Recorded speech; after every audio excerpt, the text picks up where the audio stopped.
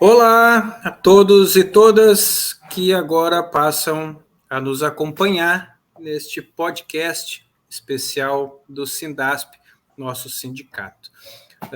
Eu queria dar as boas-vindas, pedir para que tu comente, compartilhe e já interaja aqui conosco durante a nossa transmissão. Estou acompanhado aqui do nosso coordenador do Sindasp, o Daniel. De pronto, eu queria te dar as boas-vindas, Daniel. Bem-vindo.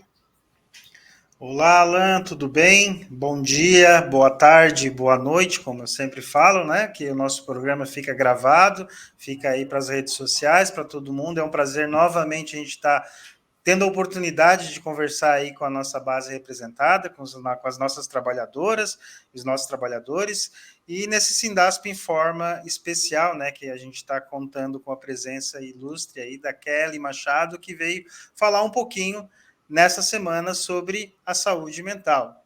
Muito boa noite. É isso aí. O Daniel meio dá spoiler quando a gente fica ali com a ficha técnica, né? Mas eu queria apresentar a Kelly Machado, ela que é terapeuta integrativa, com foco em reprogramação emocional e mental, palestrante, especialista em neurociência e física da consciência, e também graduada em serviço social, né, técnica em ciências contábeis, educadora biocêntrica, também vou perguntar sobre isso, e economiária. É isso?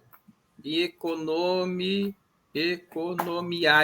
Isso, vamos conversar também sobre isso. Bem-vinda, Kelly, obrigado por ter aceito o nosso convite e nesse momento aqui, né, dessa semana aí que nós tratamos de saúde mental, é muito bom poder conversar contigo. Bem-vinda. Muito obrigada, Alain, muito obrigada, Daniel. É uma honra também estar aqui e poder contribuir com esse tema, né, de utilidade pública, que é a saúde mental. Daniel, eu faço a primeira pergunta e tu vai depois emenda a tua também, tá? Eu queria que tu trouxesse um pouco essa experiência de trabalho que é um pouco diferenciada. Não é na área da psicologia, né? É outra dimensão do conhecimento e que trata especificamente em terapia integrativa da saúde mental. O que é isso? Isso, então, deixa eu me apresentar assim, você já me apresentou, mas deixa eu me apresentar assim a partir desse contexto também, né? Eu não estou aqui apenas como uma profissional, né, de terapia, mas também eu me coloco nesse lugar de pessoa que também passou por todas essas situações que são cada vez mais recorrentes, principalmente no ambiente de trabalho. E eu passei também por uma situação, né, que é muito recorrente, que é a síndrome de burnout. Depois eu consegui identificar. Então, a gente traz, além do conhecimento e da parte profissional, terapêutica, também uma visão de quem passou e viveu e superou toda essa questão com relação a transtorno com saúde mental, também na própria pele. Então, é de um ponto de... A gente consegue falar de um ponto que a gente consegue entender a dor dessas pessoas, né? Que estão sofrendo hoje com algum tipo de transtorno mental. E aí a gente inclui ansiedade, a gente inclui depressão, a gente inclui a própria síndrome, né, de burnout também, que é uma consequência disso tudo, e a questão do estresse também crônico, né, que é um dos grandes vilões aí que acabam levando a gente para um estado de adoecimento mental. E, Daniel, e Alan, a questão da a terapia integrativa dentro da saúde mental, ela vai justamente poder trazer uma nova abordagem, uma nova possibilidade para essa questão também, né? Enquanto que a terapia mental na área convencional, digamos, a saúde mental na área convencional é tratada geralmente de forma mais medicamentosa. Na terapia integrativa, a gente não faz uso de medicamentos, né? A gente faz uso de outras técnicas integrativas, que inclusive são bastante conhecidas, né, como as práticas complementares integrativas, as PICs, que inclusive hoje em dia estão também sendo oferecidas pelo serviço público também.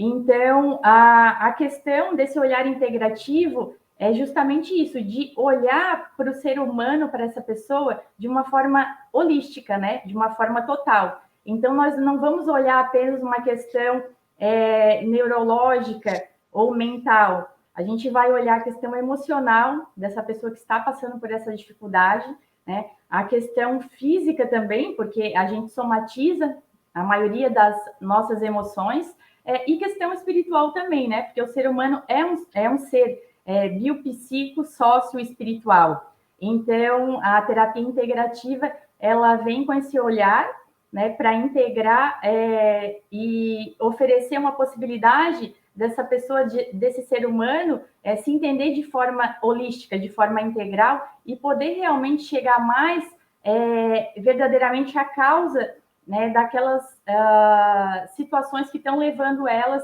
àqueles determinados sintomas, né? Então, a gente, de olho no sintoma, a gente vai buscar a causa daquele desequilíbrio e consegue, dessa forma, contribuir aí para a pessoa se reequilibrar, né, e voltando para o estado saudável dela, né, de equilíbrio, de saúde, né, física, mental, emocional, nesse sentido que a terapia integrativa atua, né? Muito bem, Kelly, a gente tem visto, principalmente nas empresas públicas da agricultura, na qual o Sindasp representa, você falou a questão do burnout, né? E inclusive essa semana de 7 atendimentos jurídicos que a gente teve na quinta-feira, 2 eram justamente por essa questão do burnout, né? Do esgotamento. E a gente tem visto isso principalmente na EPAGRE.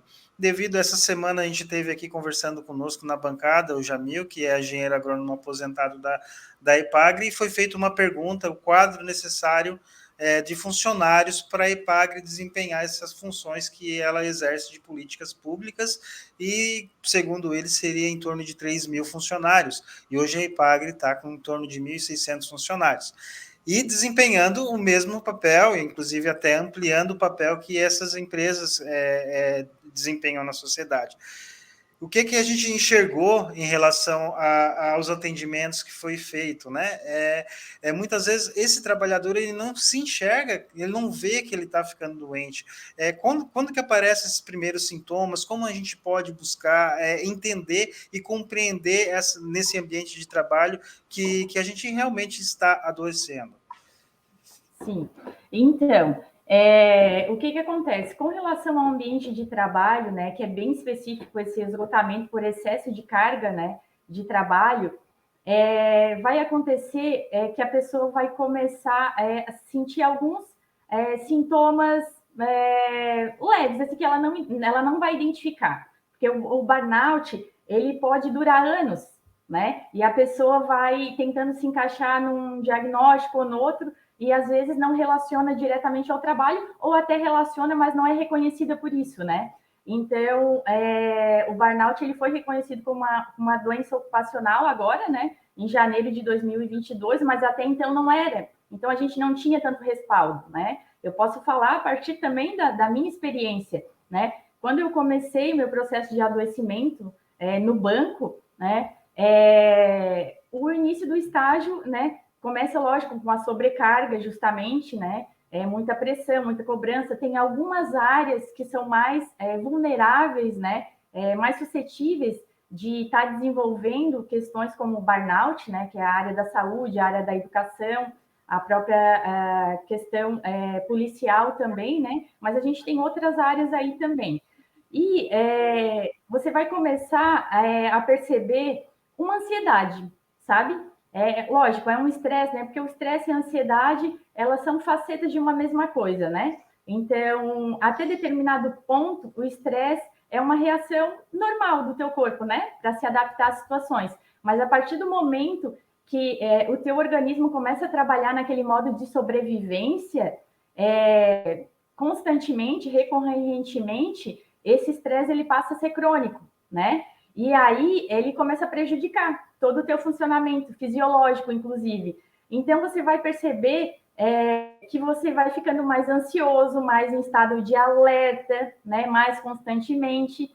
E aí, quando a tua fisiologia ela começa a ficar no sistema de alerta por muito tempo, né, o que acontece?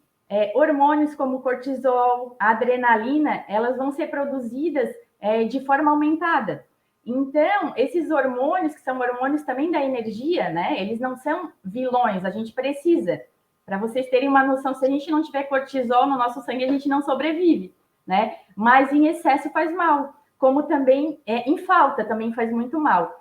Então, a pessoa se percebe mais ansiosa, sabe? Mais em estado de alerta, assim, não consegue relaxar com muita frequência.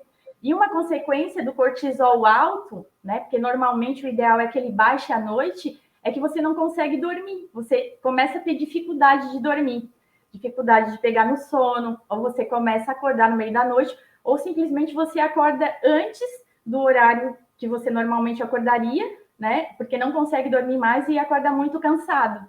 Então você vai experimentando essas sensações, né? E aí, a partir disso, o teu corpo vai entrando num estado de esgotamento, né? Porque você aguenta ali algum tempo, né? Com essa adrenalina toda no sangue, esse cortisol alto, mas vai chegar um ponto que você vai começar a sentir muito cansaço, né? Muito cansaço. E aí um cansaço, mesmo dormindo, né? Relativamente normal, mas você não consegue recuperar a sua energia. E também sintomas como a irritabilidade, a pessoa vai ficando assim bastante irritada, né, sem paciência também, porque é uma consequência dessa síndrome. Também a questão assim que começa a afetar bastante a questão também sexual também, porque enquanto o teu organismo está preocupado, está ocupado em produzir esses hormônios de energia que teoricamente te preparam para uma situação de luta ou fuga, né, compromete a produção dos outros hormônios que são fundamentais para o funcionamento do teu organismo também.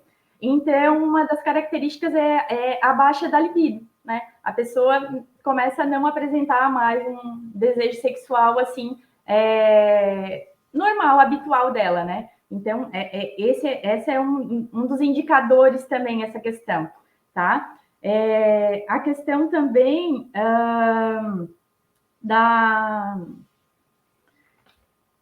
que é bastante comum no burnout, é começar a apresentar também doenças, somatizações, né? Doenças gastrointestinais, né? Intolerâncias, alergias é muito comum também, né? Alergias de pele, inclusive. Por quê? Porque o nosso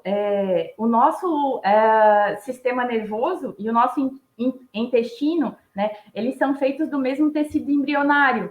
Então, quando eu não estou lidando bem com as minhas emoções, né, o meu sistema nervoso todo sente. Então, meu intestino sofre com isso também. E eu começo a inflamar também o meu intestino.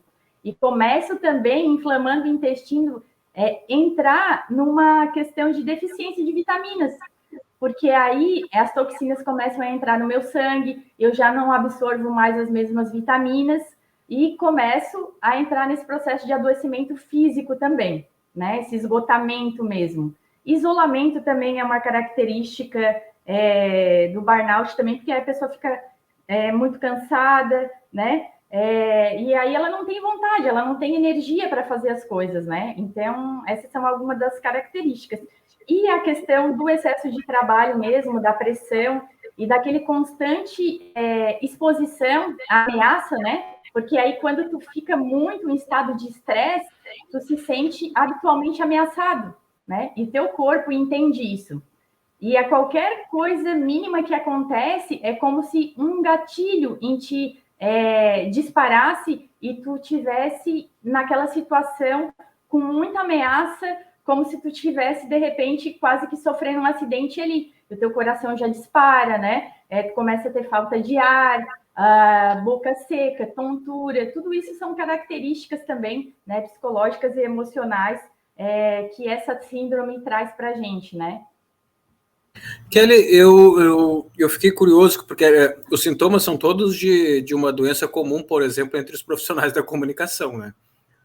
Úlcera, e a questão da insônia, a questão de ter sempre aquela sensação de que tu não entregou algo, que tem algo que está em aberto, que as pessoas vão esperar que tu faça. Aquilo é uma pressão constante. Acredito que em outros profissionais também deva ser muito comum isso, né? Bancários, por exemplo, a questão daquelas pessoas que trabalham com algum tipo de instrumento de telecomunicação, como, por exemplo, o headset, e, né, que dependem da máquina para registros do cotidiano de trabalho. Então, acredito que isso seja meio uma doença generalizada nessas profissões, assim. Como é que reequilibra? Como é que esses profissionais podem encontrar um reequilíbrio? Né? Ou, por exemplo, ter uma noção, uma consciência de que isso acontece e possam reprogramar os hábitos em contato com esses instrumentos ou espaços de trabalho, para de forma a equilibrar, né, o jogo aí, já que do trabalho não tem como fugir, né? Exato. Então, Alan, assim, ó, qual é a questão? Quando eu trabalhava somente no banco, e lidava, lógico, com essas questões, na verdade, não sabia lidar com essas questões, né? De exposição à demanda, ao estresse, à cobrança. Lógico que teve uma fase muito pior, sabe? Teve fase, assim, em que a gente passou por uma reestruturação e a gente chegava, assim, vários dias trabalhar até 9, 10 horas. Eu lembro que teve um dia que a gente saiu meia-noite da agência, entende? Então, realmente, eu não tinha estrutura ali psicológica no momento, né? Saúde emocional suficiente, né? Saúde emocional, esse termo, pode gravar. Eu não tinha capacidade de lidar tão bem com as minhas emoções como eu lido hoje, né? Então, a minha condição emocional, nesse momento, ela não era favorável, né? E me colocou num estado de debilidade, porque eu não consegui me autorregular, eu não consegui me autogerenciar a partir de toda aquela exposição, né? E hoje eu ainda sou bancária, tá? Eu ainda faço a mesma carga horária, né? Lógico que naquela época eu estava fazendo muita hora extra, né? Que eu lembro que foi o pico, né? Mas não foi só isso, né? Eu vinha numa constante, assim, de adoecimento psíquico. E não só por carga excessiva de trabalho, eu vou te falar, porque às vezes a gente acha, não, o burnout é só excesso de trabalho, é só pressão. É também, mas não é só, entende? Porque hoje ainda trabalho no banco, hoje eu sou terapeuta, faço meus atendimentos individuais, faço as palestras, participo de podcasts de sindicatos, tá? Né? Tenho vida social, tenho vida familiar, né? E hoje eu consigo lidar muito bem com tudo isso, sem entrar nesse estágio de adoecimento mental, entende? Porque eu aprendi a partir da necessidade que eu tive, né, a lidar com as minhas emoções. Lógico, não é fácil e às vezes sozinho tu não consegue, mas grande parte a gente consegue administrar, entende? Mas às vezes no começo desse adoecimento a gente vai precisar de uma ajuda, assim, de um suporte, sabe? Então, assim, como é que foi o meu histórico? Lógico, eu segui fazendo psicanálise, né? Psicoterapia por muitos anos para eu conseguir aguentar, né, toda essa questão, para não, como que a gente fala assim, pedir para sair, né? Mas muitas vezes me passou pela cabeça assim, porque realmente se torna insuportável. E aí, a partir daquilo ali, eu fui tocando, sabe? Eu fui segurando. Então, mas assim, não que eu tinha resolvido. Só que aí, quando eu cheguei num estágio assim muito mais avançado, né?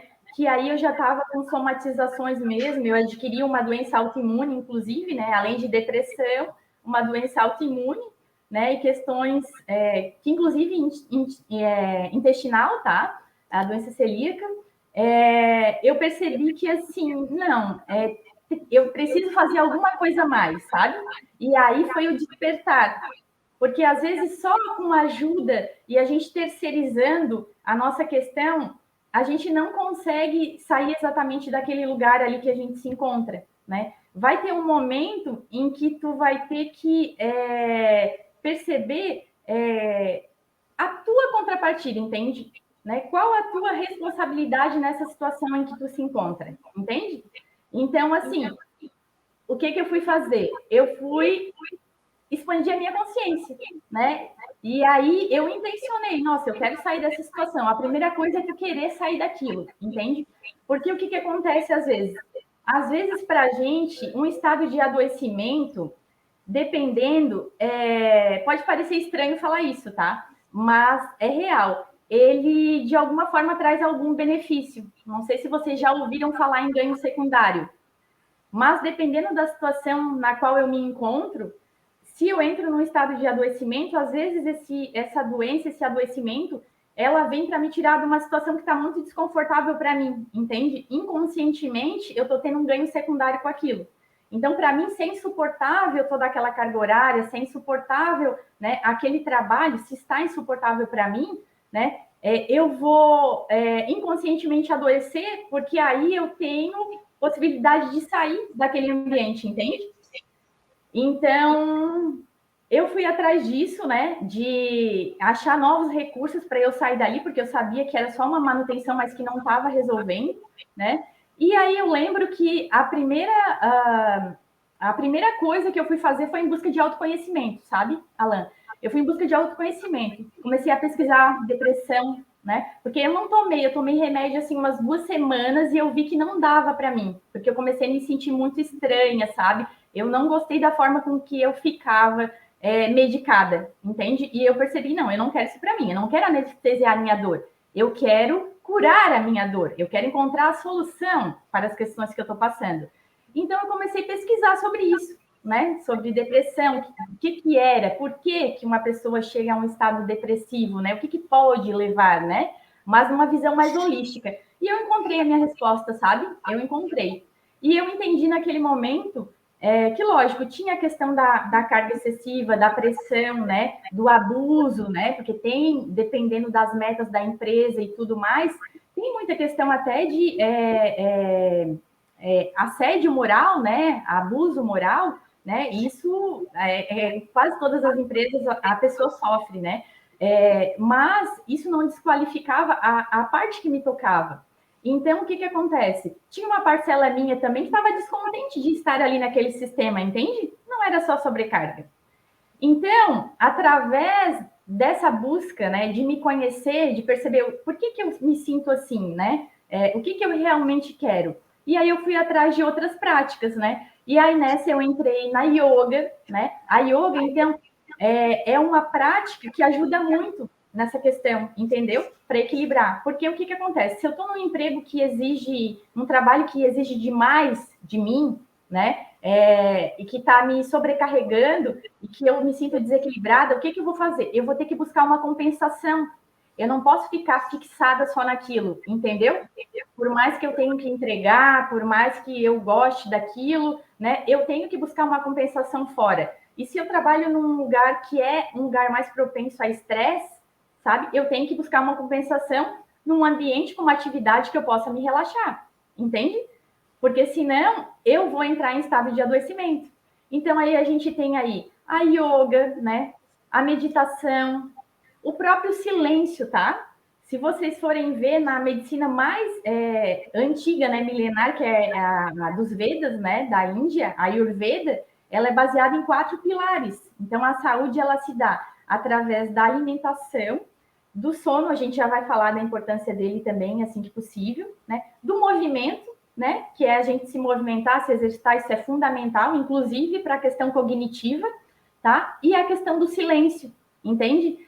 Então, assim, em atividades que contemplam mais essa questão do relaxamento, né? A questão do silêncio, da consciência, a gente consegue se reequilibrar, entende? A gente consegue se equilibrar com os outros meios que nos desafiam mais, entende? Cada um vai buscar aquilo que ressona mais consigo, né? Que combina, que tem mais afinidade.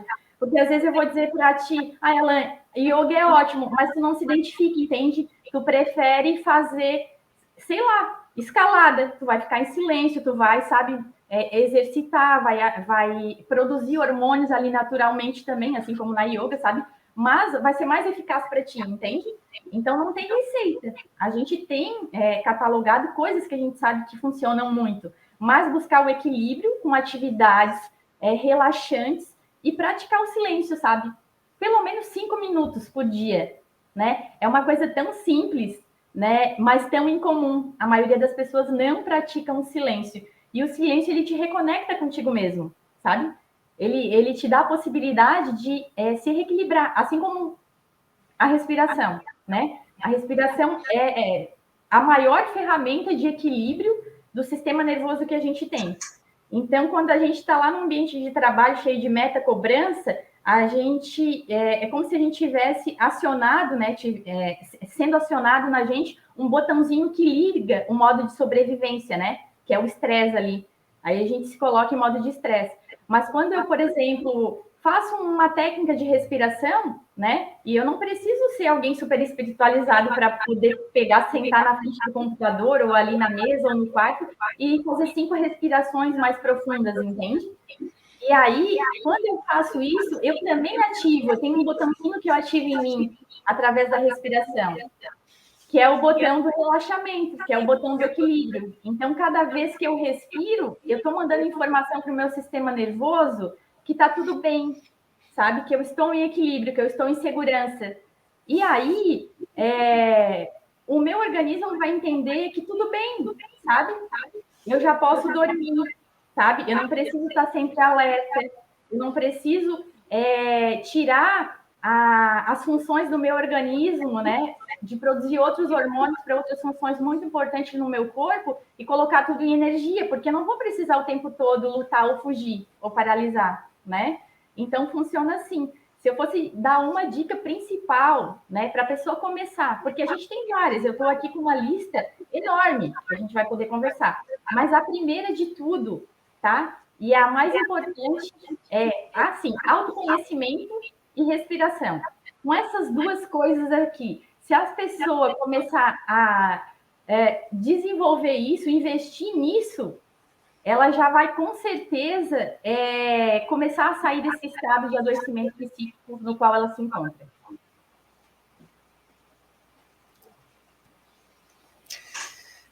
Eu vi na tua fala ali, me chamou a atenção a questão da terceirizar, esse termo que tu usou, de terceirização, de terceirizar os problemas, e a questão até, eu entendi que seriam os problemas, né? E a questão até da saúde mental, ela remete também à questão da prevenção, até do preconceito que existe em relação aos próprios problemas psicológicos. Isso está ligado também à contextualização da terceirização dos nossos problemas também, com essa questão do preconceito que ainda existe na sociedade em relação às questões psicológicas?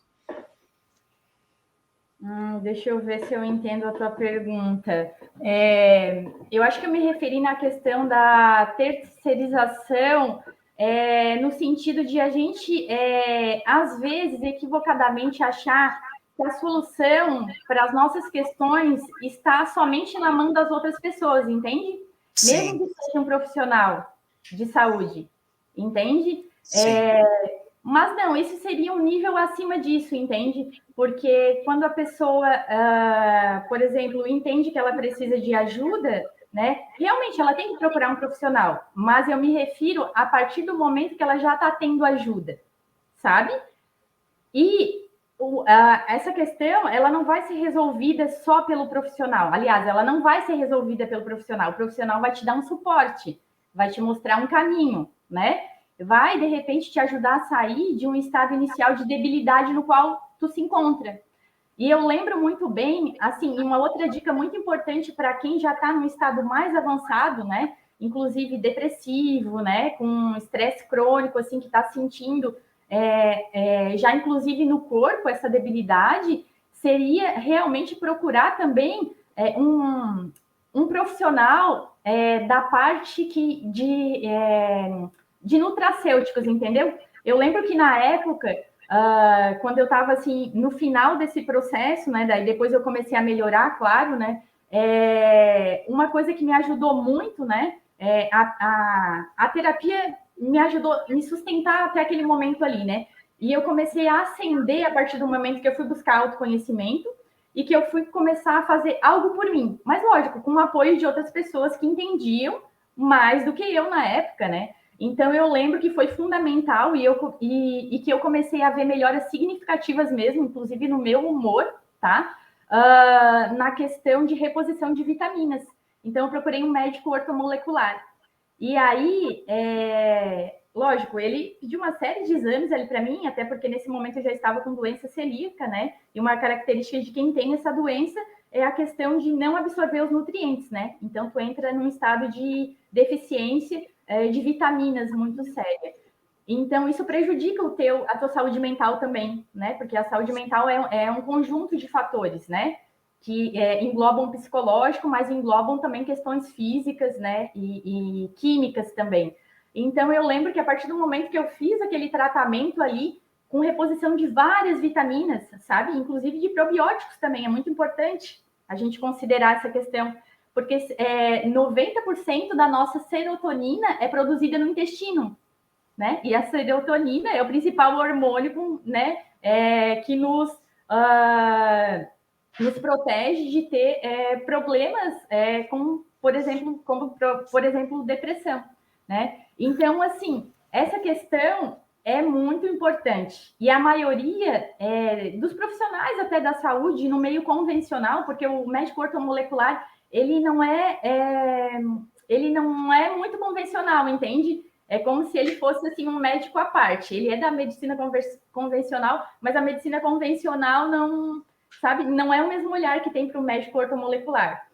E essa questão das vitaminas realmente é muito fundamental. E a maior parte das pessoas que se encontram num estado de adoecimento e vão procurar profissionais, né, vão tomar remédios apenas, né, alopáticos e químicos, né? E remédio não cura transtorno mental, remédio não cura, tá? Isso é fato. Ajuda, dá um suporte. É importante até determinado ponto do processo? Sim, claro, é muito, mas não cura. Então, se a pessoa precisa daquele suporte, ótimo, tem que fazer, né? Mas é interessante se atentar que não é só essa alternativa, que não é só esse caminho, entende? Porque autoconhecimento é um caminho, né? Medidas de autocuidado é outro caminho, né? Tudo que convergem para a mesma coisa, né? Que é a condição de saúde, de novo, né? A questão de reposição de vitaminas é outro caminho, né? A questão de energia solar, contato afetivo é outro caminho, né? Contato social, também tudo isso vai fazer com que a pessoa vá voltando ao seu equilíbrio. Então, assim, essa questão realmente é uma questão que tem que ser pontuada. Se tiver alguém aqui com questões de depressão, né, estresse, se tiver um papel, anote aí, porque é muito importante. Não deixe, gente, não deixem passar batido, porque reposição de vitamina realmente vai dar um suporte ali que tu precisa para retomar a tua saúde mental e emocional, entende? Então é muito, muito importante. E a maioria das pessoas não sabem disso, né? E a classe médica também negligencia um pouco, né? Negligencia mesmo, porque eu lembro que quando eu procurei tratamento no começo ali, né, convencional, era mais medicamentoso mesmo, não se falava em reposição de vitaminas. E foi um grande salto para mim a partir do momento que eu cumpri mais essa etapa, né? E a questão da terceirização, voltando ali ainda, é uma questão que eu costumo falar assim, sabe, Daniel e Alan, que não existe cura, a única coisa que existe é autocura, entende? Dentro da minha linha de trabalho, eu entendo assim, tá? Não quer dizer que eu vou fazer tudo sozinha, não quer dizer isso, mas quer dizer que grande parte do meu processo de cura, eu que sou responsável, entende? Primeiro de tudo, num processo de autocura, é a pessoa decidir se curar. Por incrível que pareça, grande parte das pessoas que estão doentes, elas não querem abrir mão daquilo que a doença traz para a vida delas, entende? Elas não decidiram se curar, elas não querem abrir mão daquilo que causou aquela doença, entende? Então, os ganhos secundários. Tem os ganhos secundários, né? Então, Kelly, eu queria aproveitar e te perguntar assim, tu relatou que teve o suporte para depois até ser orientado a um tratamento ortomolecular e tal, mas qual é a porta de entrada para esse suporte? Onde as pessoas podem buscar esse suporte? Que tipo de suporte é esse? Por exemplo, eu vejo organizações como da Conscienciologia que vão nessa mesma linha, né, de refletir sobre a tua consciência, sobre as tuas experiências, fala muito do ganho secundário, né, que tu te torna, às vezes, obsessivo por determinadas questões que te fazem mal, exatamente pelo ganho secundário, e aí como reprogramar isso de forma consciencial para né, reorganizar a tua vida, enfim. Eu queria que tu me esclarecesse quais seriam nesse momento, por exemplo, a pessoa está ali acompanhando a nossa conversa. Qual é a porta de entrada para esse suporte aí? Por onde pode iniciar esse autoconhecimento com o futuro tratamento? Então, Alan, a porta de entrada é realmente começa pela consciência, né? Tu tem que estar consciente de que alguma coisa não está bem, né? Essa é a porta de entrada. A partir do momento que tu toma consciência de que alguma coisa não está ok, tu vai buscar suporte, entende? Mas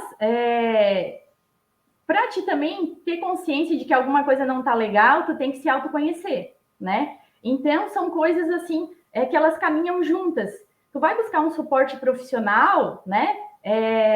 Geralmente, assim, vai começar, dependendo do grau, do estágio que tá, com um psicólogo mesmo, né? Com um psicanalista ou com um terapeuta, né? Como eu sempre falo, com a ferramenta que a pessoa se sente mais confortável, né?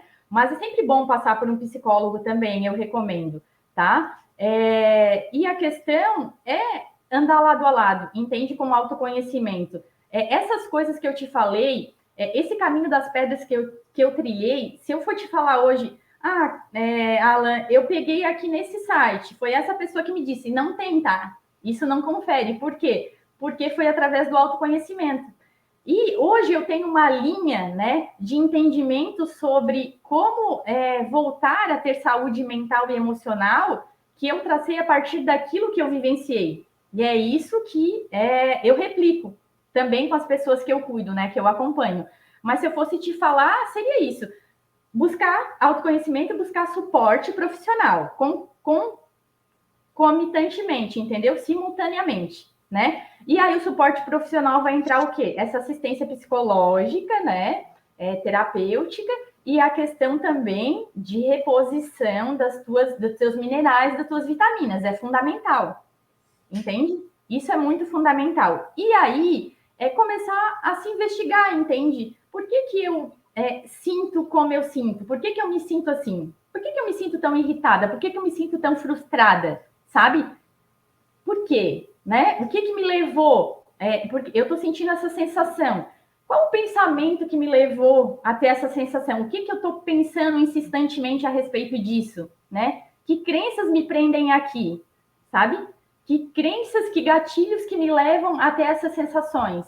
Por que eu me sinto ansiosa? Por que eu me sinto, sabe? Por que meu coração palpita? Por que eu sinto falta de ar? Entende? Por que eu suo? Né, em situações em que eu me sinto tensa, assim, e por que está acontecendo isso comigo com mais recorrência, sabe? Começa a se perguntar, se questionar, sabe? Essa é a questão de não terceirizar, porque seria fácil, eu vou lá no psicólogo, no psiquiatra, ó, eu tô me sentindo assim, resolve aí para mim. E aí ele vai me dar 3 remédios, eu vou voltar lá mais 5 vezes, ele vai trocar, acertar a dose até acertar, entre aspas, entendeu? Até eu ficar bem anestesiada e não sentir mais nem dor, mais nem prazer, nem alegria, né? E aí, eu acho que eu resolvi meu problema? Não, né? Porque, de fato, quando a gente fala de questões psicológicas e emocionais, eu vou ter que olhar para dentro, é mais profundo, entende? E aí eu vou ter que realmente, assim, a partir depois desse estágio, né? Ali, de começar esse suporte, essa reposição aí de vitamina e começar realmente olhar de outra forma para como tu se trata, entende? Autocuidado. Como que eu me trato? Porque quando eu comecei a entrar nessa questão de adoecimento e ficar muito focada só no trabalho e muito refém disso, eu me descuidei. Eu já não comia mais, sabe? Eu já não dormia mais, porque daí tu coloca a alimentação em segundo plano, né? Enfim, já não fazia mais as coisas que eu gostava, né? Várias coisas que vão agravar o teu estado. E quando tu volta para a origem, entende? Gente, mas agora eu não faço mais isso, sabe? Eu já não encontro mais um amigo, eu já não me alimento bem. A qualidade da minha comida é fazendo lanche, porque eu não tenho tempo para cozinhar, né? Então eu começo a ter um olhar, como que eu posso voltar, sabe? Como eu posso me regenerar? E aí eu vou voltando para coisas bem básicas. Uma das coisas principais é isso, voltar a se alimentar bem, entendeu? Não pular a refeição. E isso é uma prova de alto amor também, porque se a gente for ver esse movimento, né, de não responsabilizar o outro, na verdade é uma possibilidade de a gente se voltar para a gente mesmo e começar a resgatar o nosso alto amor, né? Porque os problemas psicológicos, emocionais, eles são também uma consequência da nossa falta de cuidado com nós mesmas, sabe? De a gente não olhar para a gente, não olhar para as nossas necessidades, né? De colocar o trabalho, às vezes, em primeiro lugar, outras situações ou outras pessoas em primeiro lugar e esquecer da gente. E aí a gente vai se adoecendo, né? Então é uma questão assim. E lógico, essa questão é muito mais profunda, né? A gente está falando aqui da superfície. Mas por quê? O que leva uma pessoa a não se cuidar? O que leva uma pessoa a não se amar? Né? A experimentar um sentimento de não merecimento, de não se sentir amada e se submeter a várias coisas, né? Inclusive a um ambiente tóxico de trabalho, né? Porque eu posso receber aquilo de uma forma ou de outra. Eu posso me posicionar também, entendeu? E aí a gente vai entrando em questões emocionais, questões assim de traumas, de experiências que eu vivi, principalmente lá na infância, né? Ou desde a gestação. E aí, essa seria a etapa mais profunda, né? Quando eu começo a olhar para a causa, né? Que estão me levando a ter determinados sintomas. E aí a gente tem várias, né, formas de trabalhar isso. Por exemplo, a técnica da FT, que eu trabalho, que é uma técnica de reprogramação emocional, né? É uma das técnicas, sabe? Mas tem várias outras técnicas. A questão do óleo essencial, né? Trazendo mais para a questão das práticas integrativas, né? Do próprio reiki, da auriculoterapia, da acupuntura, tudo isso vai mexer nos nossos canais emocionais e energéticos, entende? Não é só uma questão fisiológica, não é só uma questão neurológica, né? Não é só uma questão química. A gente precisa entender disso, né? Desregula, né? Vai causar né? Uma descompensação, mas não é só isso, sabe? E aí, como que eu começo a voltar para esse meu lugar, sabe? De me amar. Essa a questão.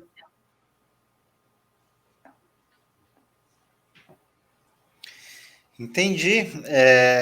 Eu vi ali que tu começou alguns elementos que tu ia levantar, e a questão, alguns sintomas aí, eu estou falando, até me identifiquei bastante, principalmente a questão do sono, da alimentação, e eu acredito que é comum, né, Alan, principalmente na parte da comunicação, Alan, jornalista aí, é um maluco aí que a gente não tem hora, né, Alan? Às vezes está final de semana e é de madrugada, e é uma loucura, né? E aí tu começou a falar da questão de se cuidar, se educar, e a importância do sono, isso também me chamou a atenção. Daí eu queria que tu colocasse um pouquinho mais em relação, tu falou da alimentação e o sono, qual é a importância que tem no nosso organismo? Nossa, então, Daniel, o sono, assim, é fundamental. A gente é acostumado a dar pouca importância para o sono, né? A maioria das pessoas. Mas o sono é fundamental para a questão de saúde mental.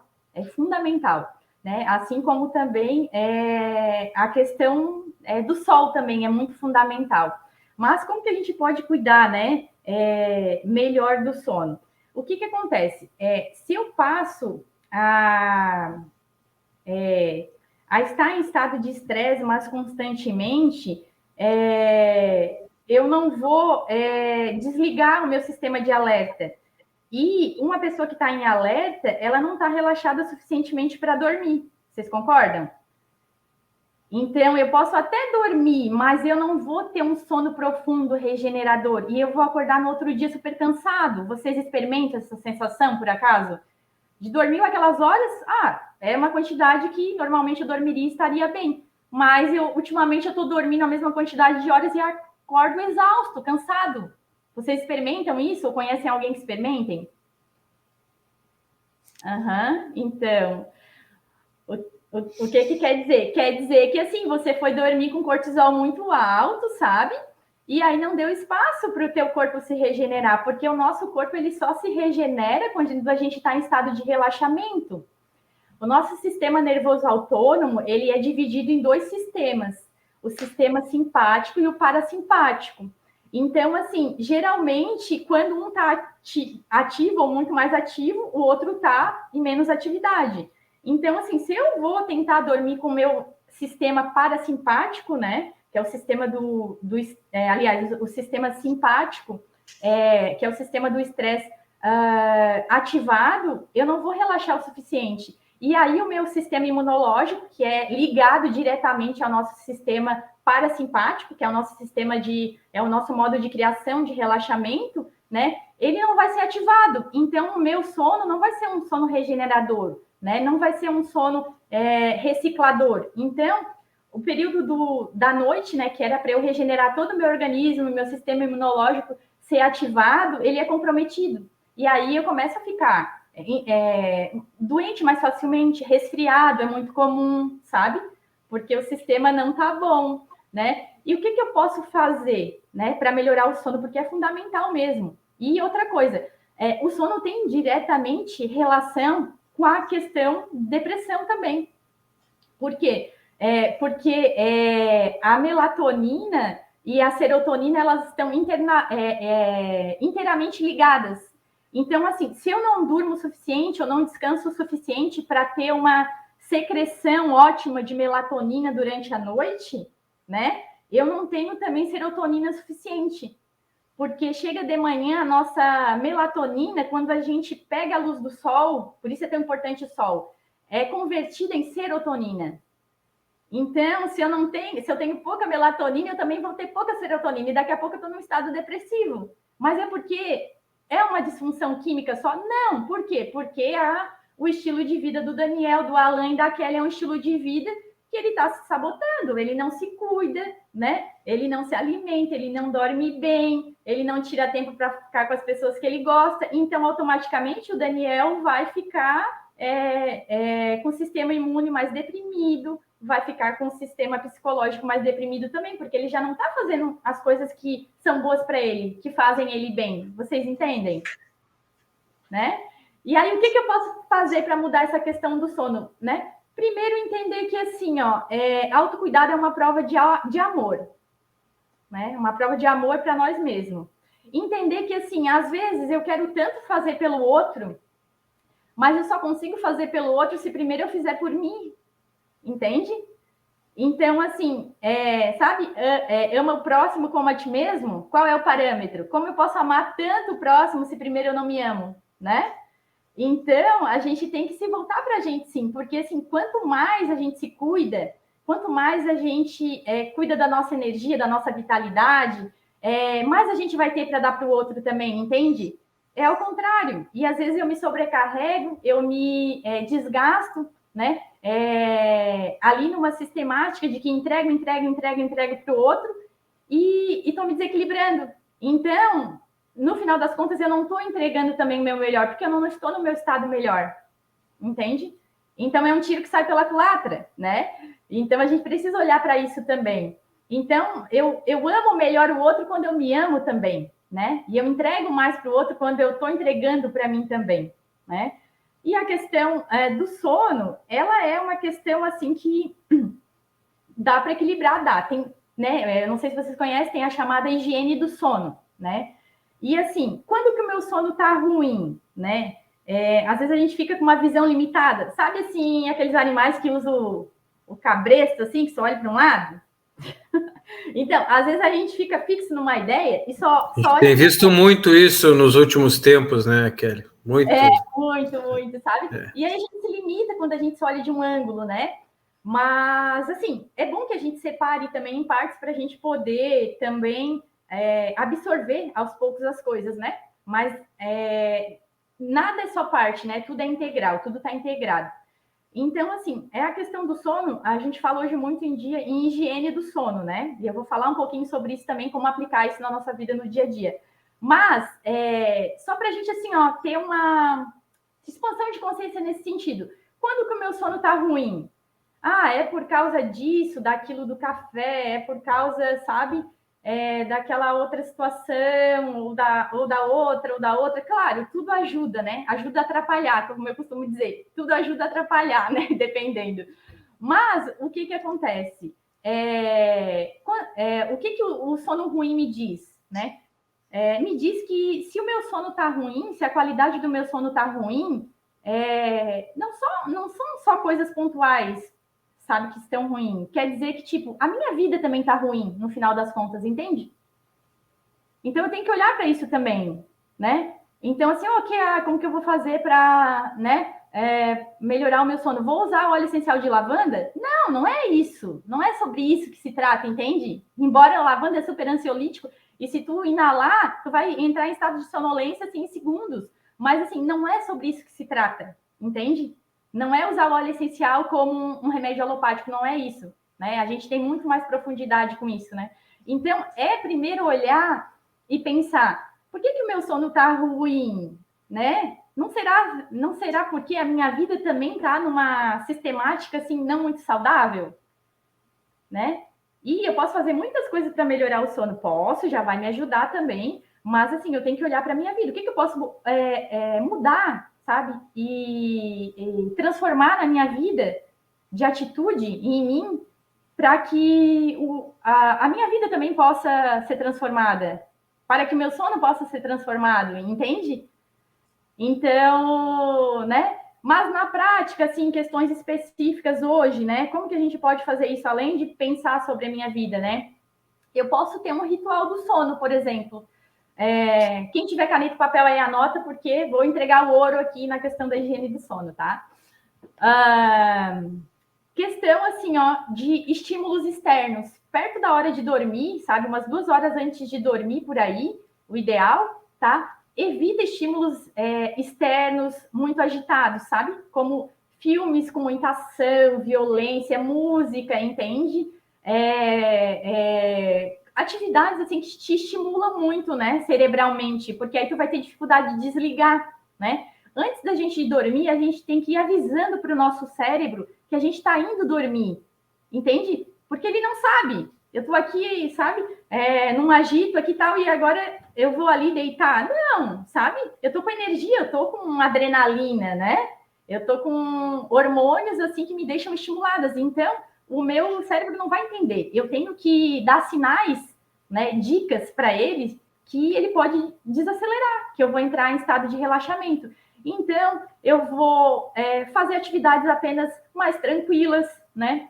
Eu posso adquirir um ritual do sono todo dia, por exemplo. Uma coisa que eu faço todo dia antes de dormir. No meu caso, eu tomo um pouquinho de chá, mas não qualquer chá, porque tem chá estimulante, sabe? Geralmente eu tomo um pouquinho de chá de hortelã, né? Que é super relaxante, né? Inclusive, ele é analgésico. E a questão do capim-cidreira também é ótimo, inclusive, para ansiedade, sabe? Ele te relaxa, tu toma, tu já sente assim que tá mais tranquilo, né? E aí, sim, esse é o meu ritual. Mas o teu, do Alan, do Daniel, pode ser assim, ler, sei lá, um parágrafo ou 2 folhas, 3 de um livro, tranquilo também, sabe? Pode ser o teu ritual de todo dia. Porque o teu cérebro, ele entende. Tu tem que dar sinal, entende? Tem que dar comando, né? E ele vai entender qual é o código. A questão, assim, ó, das telas, né? E da luz, tá? Por exemplo, no quarto de vocês, onde vocês dormem, tem luz branca? Se tiver, quem tá pretendendo dormir bem tem que trocar. Tem que ser aquela luz mais quente, entendeu? No quarto. Porque a luz branca, ela corta a nossa produção de melatonina. E a nossa melatonina, ela o sol baixou, começou a noite, ela já começa a ser, né, ali, de alguma forma, secretada, né? E aí, o que acontece? Quando eu me exponho à luz branca, a gente corta isso, né? E aí, então, a tela do celular à noite, sempre com aquele filtro, sabe aquele filtro que chama filtro azul, mas aí fica vermelha a tela, mais amarelinha? Esse, tá? Computadores também, né? Seria ideal também, nem todos têm, né? Mas dá para mudar o balanço ali de branco, enfim. Então, a tela do celular, à noite, sempre naquele modo ali, entende? E tu percebe, se tu estiver naquele modo normal, aliás, se tu estiver no modo do filtro azul, e aí tu estiver meio com sono e tu passar pro sem filtro, normal, tu já vai sentir que tu despertou assim. Essa é a técnica que eu uso quando eu estou aqui estudando. E aí começa a me dar uma sonolência. Aí eu pego o celular e coloco no modo normal. Já me dá sabe? Já me alerta, né?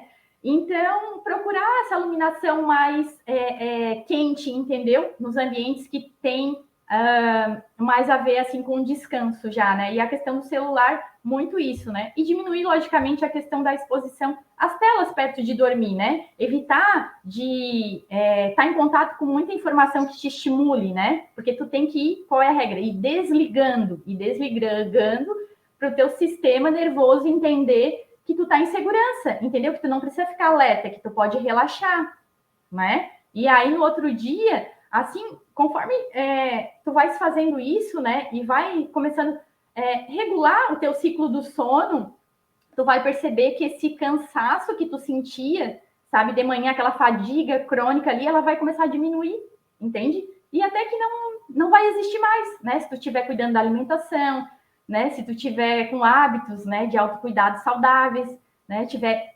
Outra coisa muito importante antes de dormir, principalmente para quem está no começo, né, dessa higiene do sono, é fazer exercício de respiração, entende?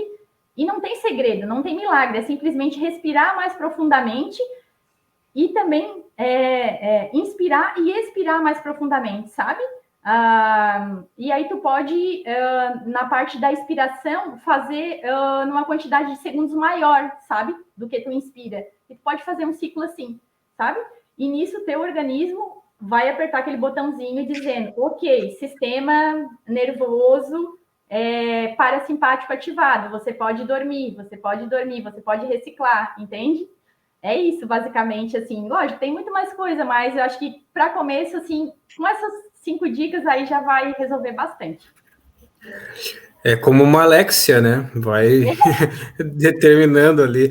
Sabe que eu estava falando dessa questão do relaxamento, do sono, das técnicas de relaxamento. Essa questão de assistir séries de serial killer na Netflix não faz bem, viu? De noite, não faz. Muito menos aqueles brincando com fogo, coisas assim, também não faço. Não vai dormir com isso, né? Precisa de algo mais tranquilo. E eu queria até colocar aqui o destaque do Daniel na tela, porque ali, ó, o jogo de luzes do Daniel foi pensado para deixar ele com um ar mais sereno mesmo e mais tranquilo, né? Então, ao invés de ficar assistindo essas séries aí, bota lá nos podcasts do Sindasp, que nós vamos, sim, pelo menos nas luzes, trabalhar essa questão mais da serenidade. Ótima, boa pedida.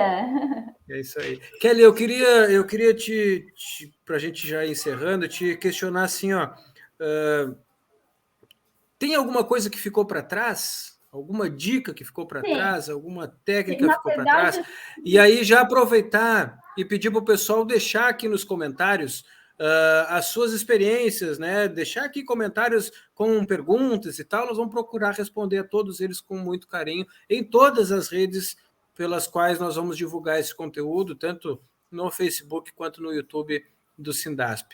Ficou alguma coisa para trás, Kelly? Na verdade, Alan, tem muita coisa assim que a gente poderia abordar, né? Mas o nosso tempo é limitado também. Então, assim, num outro momento, de repente, a gente pode trazer, né, mais informações, porque é um tema assim muito amplo, realmente, né? Então, assim, dá para a gente abordar mais especificamente cada coisa, né? Abordar só a ansiedade, abordar só o estresse, as fases do estresse, né?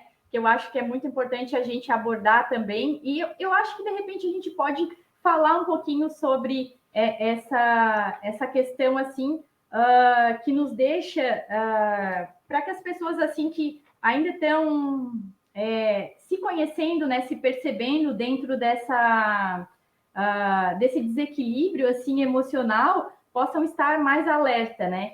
Que o ciclo do adoecimento, né, se tratando em questão de saúde emocional, ele é assim, Alan e Daniel. Primeiro começa aí com ansiedade e estresse, né? E aí depois ele vai para um estágio assim que ele vai culminando assim para depressão também, né? Ele começa nessa parte, aí depois vai para a depressão também, e também pode, a junção dessas coisas também pode ocasionar essa síndrome, né? Essa síndrome do burnout, porque está mais diretamente relacionado também à questão do profissional, né? Mas não quer dizer que seja só isso, mas o maior fator desencadeador ali seria esse, né? Então, assim, para a pessoa ficar um pouco alerta, né, a respeito disso, né? Existem 4 fases do estágios, né? A fase do alerta mesmo, né? Que é essa, assim, que a pessoa começa a ter dificuldade para dormir, tensão muscular, azia, questão no estômago, irritabilidade sem causa, tá? Uma sensibilidade, às vezes, excessiva, né? E ansiedade e inquietação, sabe aquelas pernas nervosas, aquela mão assim, batendo, né? Essa é a fase de alerta, né? Quando tu começa a ficar mais em alerta, assim. Aí depois a gente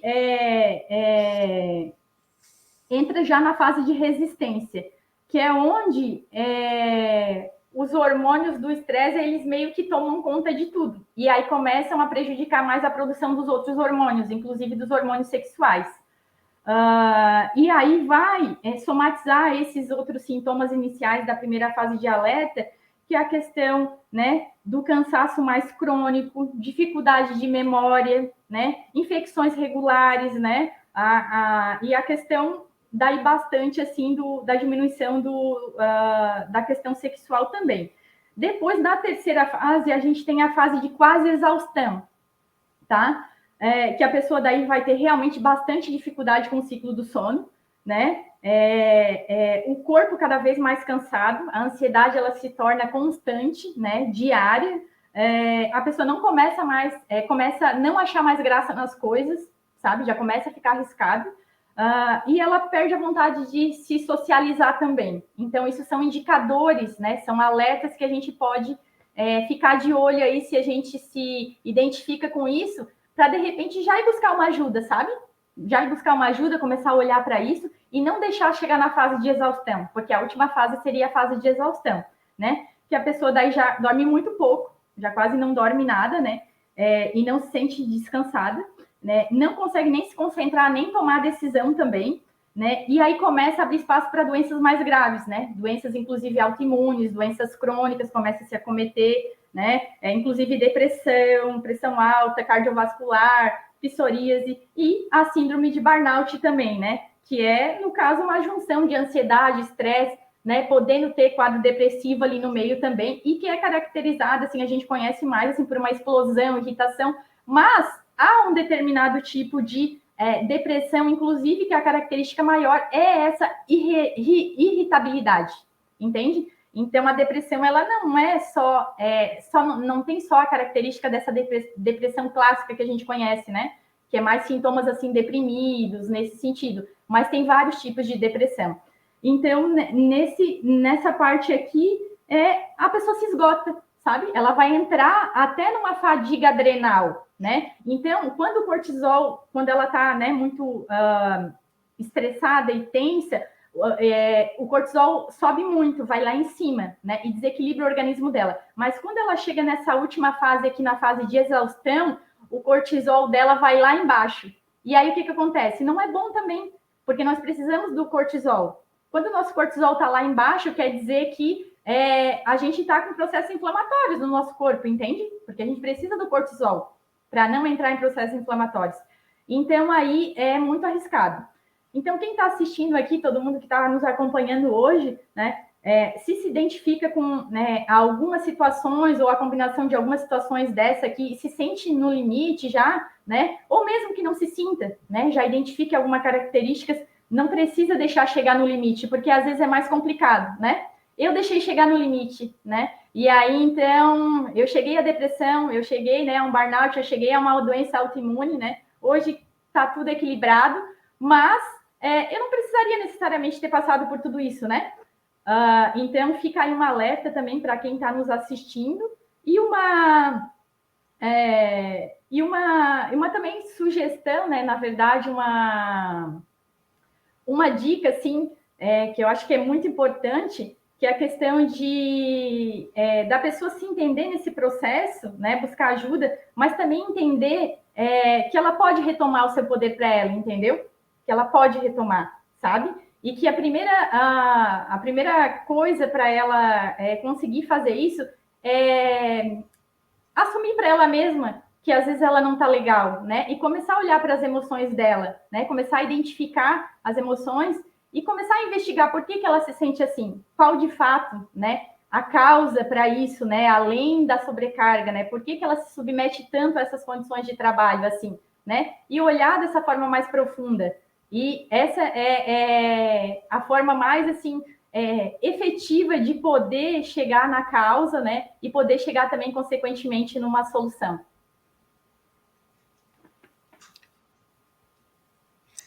E é isso, então, né, Alan? Eu vou te dar a oportunidade para mais uma pergunta, Daniel. E aí já vou aproveitar que tu vai fazer a pergunta e colocar mais duas que chegaram aqui através de participação aí de pessoas que estão nos acompanhando. Uma delas diz o seguinte, ó, a pessoa ela desenvolve esse processo de depressão ou ela já tem predisposição, já é de nascença, como diz o dialeto popular. E a segunda pergunta é, quando já estamos mudando as rotinas, melhorando, tem como regredir, recair? Daniel, pode...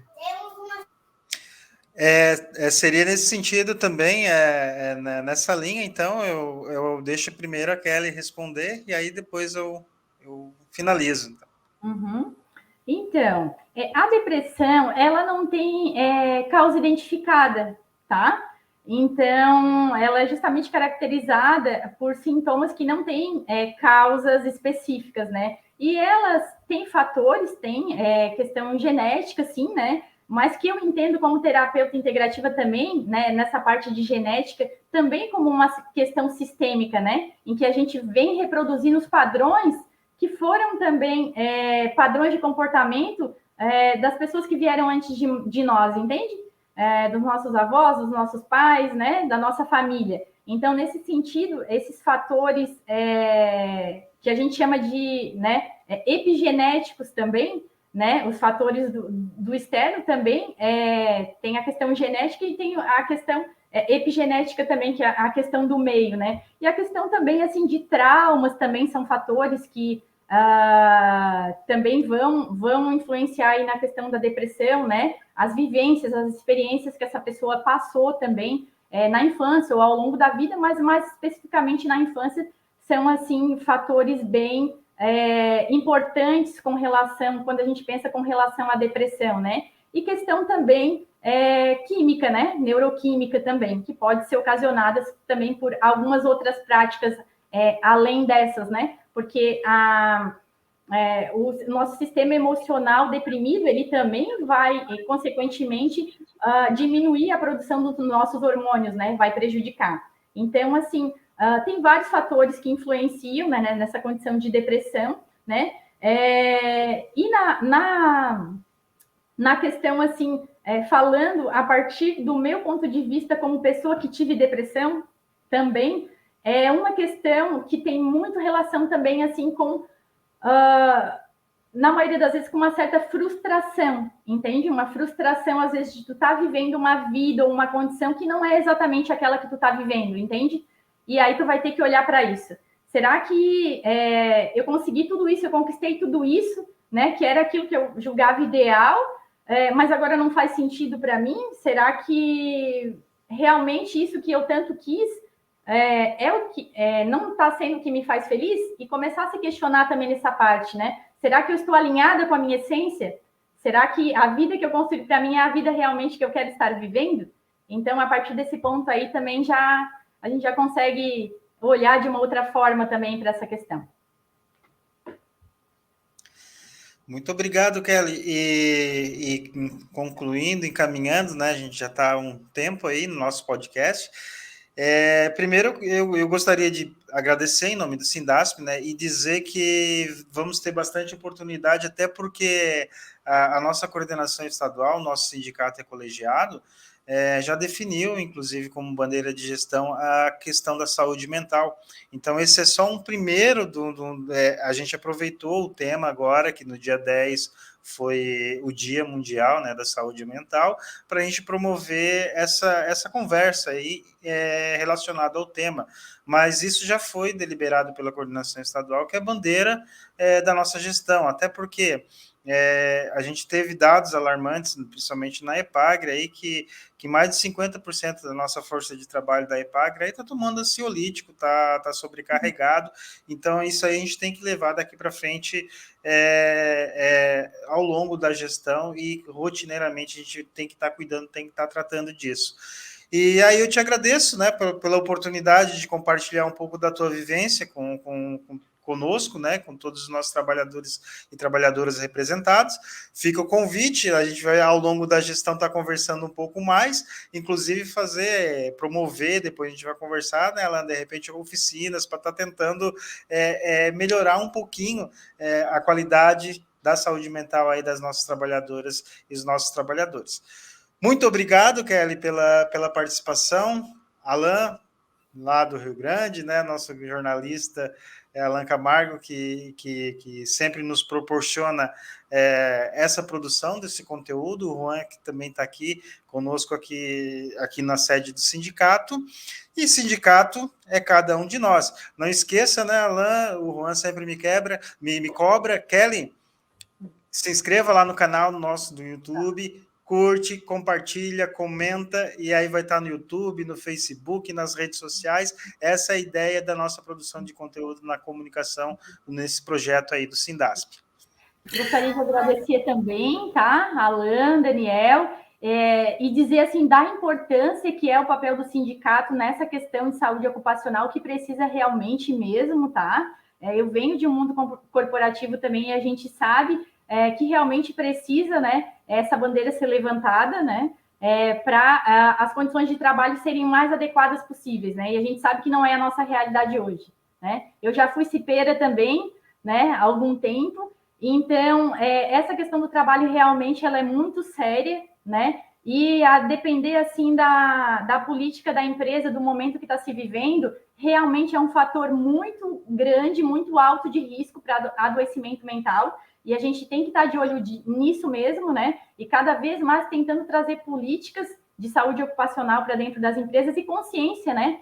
Inclusive, assim, para a questão de gestão dos gestores, né, de poder lidar melhor com a saúde ocupacional, né, a questão de distribuição de tarefa, enfim, todas essas questões, né, que a gente está submetido. E a gente também fazer a nossa contrapartida. Lógico que a gente depende da saúde da empresa, mas a gente também entender que a gente também pode